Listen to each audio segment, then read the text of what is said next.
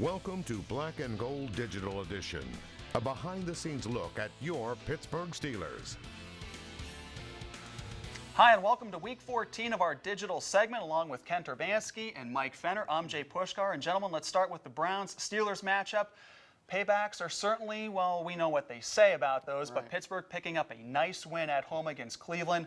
Not only did they split the season series with them, but they get that tiebreaker and they continue that playoff momentum going into the last month of the season. Right. Yeah, I was shocked because got off to such a slow start. Yeah, 10-0 down. Yeah, I'm like looking at guys on the sidelines, other photographers, and I said, it's going to be a long day, guys. Be ready for that. And then, boy, did he turn it around. He got a comfort factor, and the defense, boy, they played some shutout football in that game and kind of contained Baker and contained the running game a little bit, and came away with a win. Mike, it was really impressive to watch Devlin Hodges, too. You mentioned the slow start, but he even said in the post-game comments that, you know, we kind of got into a 2-minute drill, which what we needed to do. And really, he caught on fire after that and played awfully well from the last minute of the first half all the way through the second half of play. Almost makes you wonder if they should just go 2-minute drill all the time. Yeah. Right. No, but no, he did play well. He was impressive. That was a huge drive that I think probably saved the game, maybe even saved the season in that 2-minute drill at the end of the half. Yeah, Kent, you mentioned that they were just stagnant. Nothing was really working. Nothing was really going. And Cleveland's defense was playing pretty well. And then all of a sudden, that shot in the arm, getting that big 30-yard touchdown to James Washington. And James Washington having a great game. Yeah, but even before that, the down the middle to Tevin Jones, that really, I think, broke the ice for them right there. And gave Hodges he just comes out and says, listen, I'm playing on house money here. I'm going to let her rip. Yeah, go down the field. Right, so let these guys make the plays. And, boy, that was a great catch from James Washington, even getting interfered on that play. And, Mike, when you go down every week for the practices, you get the sense from the offensive line, they love blocking for this guy because he is playing with house money and he's playing pretty loose and relaxed. Especially when you look at these two teams, the Browns and Steelers, you got all these expectations, all this pressure on Cleveland. Like, we've got all the guys. We've got Baker Mayfield. First-round Devlin picks, Hodges is number like, one I'm not even overalls. supposed to be playing right now. And so he's got no real pressure or anything to lose because this team's just continue to win games when they're not expected to, and he's playing so well. I just think that having fun is one of the biggest keys and factors to this team right now. They are having fun. And that's the key word because we hear T.J. Watt say about it all the time, and he's the AFC Defensive Player of the Month. And you just get the sense that this defense just knows how to shut teams down, and they kept the wide receivers, the talented Browns wide receivers, out of the end zone last week. Odell Beckham was completely a non-factor in this game. Yeah, Joe Hayden shut him down. Joe Hayden completely shut him down. So I think that was a huge key, and you're exactly right. I mean, these receivers, again, Cleveland's been waiting all season for them to come around and make these big plays, but the Steelers' defensive backs just wouldn't let it wouldn't let them have it, and the pressure, I think, to get to Baker Mayfield also helps that for sure.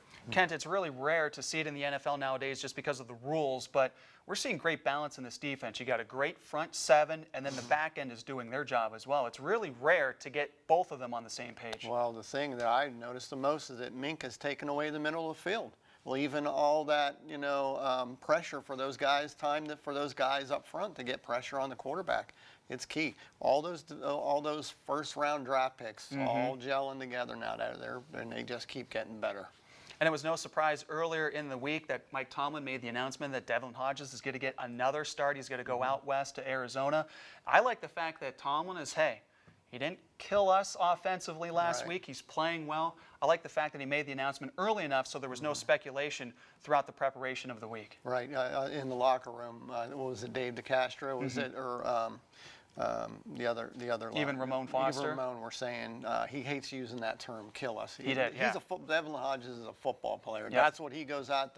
He expects that of himself. That's what we expect him to do.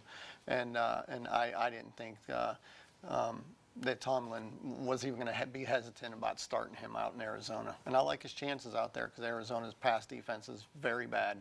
And I think it's going to be a big day for him out there. And Mike, your thoughts on Arizona? I mean, they're coming off another loss at home against the Rams, but Kyler Murray's been playing pretty well as a rookie, and he can probably do some damage to the Steelers' defense, but they got their work cut out for them come this Sunday. Like Kent said, they're the worst pass defense in football right now. A couple interesting things, though. They don't turn the football over. 6 interceptions for Kyler Murray, the former Heisman Trophy winner, 3 fumbles, so they don't even have 10 turnovers this year. That's something that T.J. Watt said. They love the challenge of trying to create some turnovers this week because they've been so good at doing it.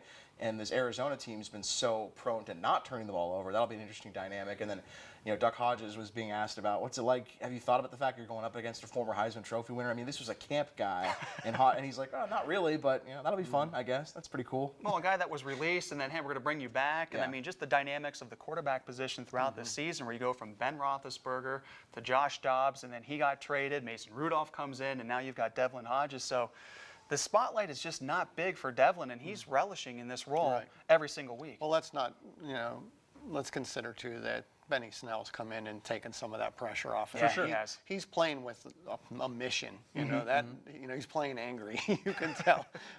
You can tell by his demeanor on the sideline. So that helps. To take the pressure off a quarterback. That it doesn't have to keep throwing the ball downfield when you can hand it off, and a guy like Benny Snell can eat up some yardage, some clock, and.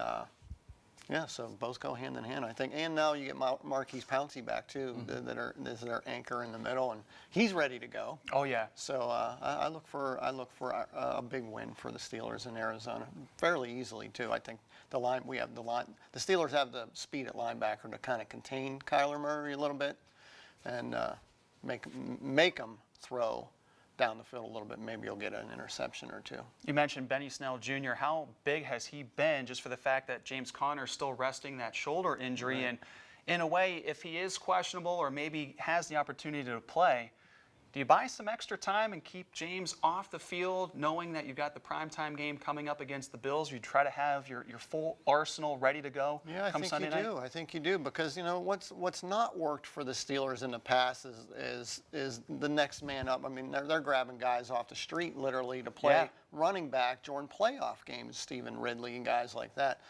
Credit the coaching staff for recruiting or drafting well to create depth, not only offensively but defensively too. It's been out the whole year. Hargrave's come in and played great. Yeah, he's been lights out. So now you have Benny Snell there, and I think that's been the difference. Is the next man up has been good for the Steelers.